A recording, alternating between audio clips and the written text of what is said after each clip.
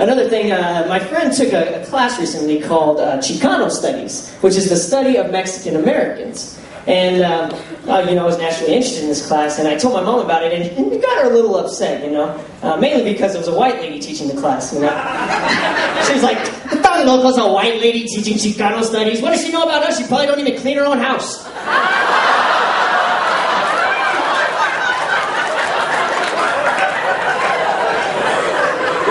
But once I calmed her down, I recognized there were some things that were left out of the class that I'd like to go over tonight, So what makes up a Chicano? We know that they're influenced both by American and Mexican culture. If they're influenced more by American culture, they probably like to dance. There's a lot of different shows, Dance with the Stars, things like that. If they're influenced more by Mexican culture, well then they actually can dance.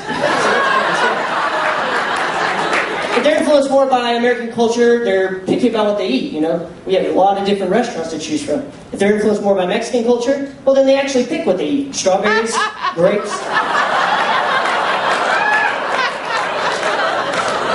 If they're influenced more by American culture, they probably can't speak Spanish. And if they're influenced more by Mexican culture, well, they still can't speak Spanish. That's pretty even across the board.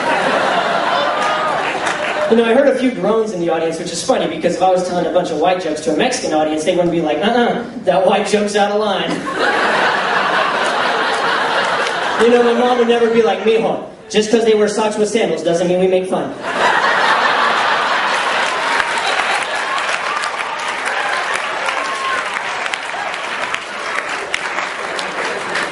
But let's go ahead and define a few terms for you, like the word chola. Mexican gangster girls. They wear hoop earrings, and they probably need a good chastity lesson. Let's use the word in a sentence. "Dude, did you see that chola and her sister?" "Vato, that's not her sister, that's her daughter." Or maybe a word you're more familiar with. Gringo.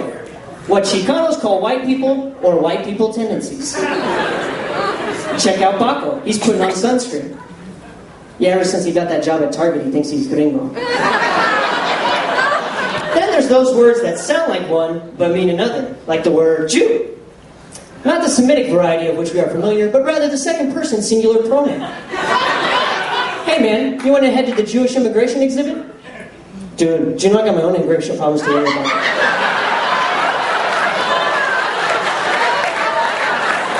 Or maybe the word choose. Commonly confused with the verb meaning to decide, this is what Chicanos wear on their feet. "Hey, where did that chola get those new shoes?" "What? I thought you stole them from Payless."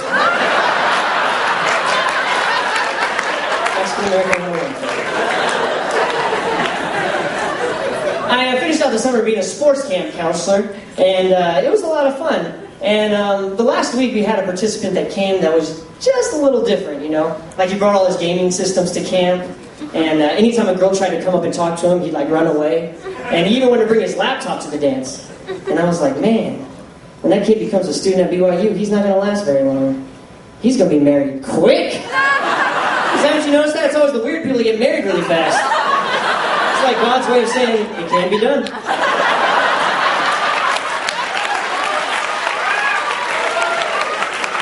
The best part about it is his friends are going to get his invitation in the mail and be like, good for them.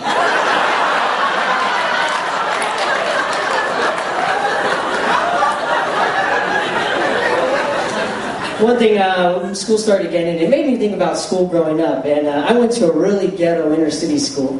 And when people find that out here at BYU, they're always like, oh, well, BYU must be a real different experience for you. And as I thought about it, I recognized that really it's not. Because, BYU has just as much slang, people skip class just as much, and the pregnancy rate's about the same. So,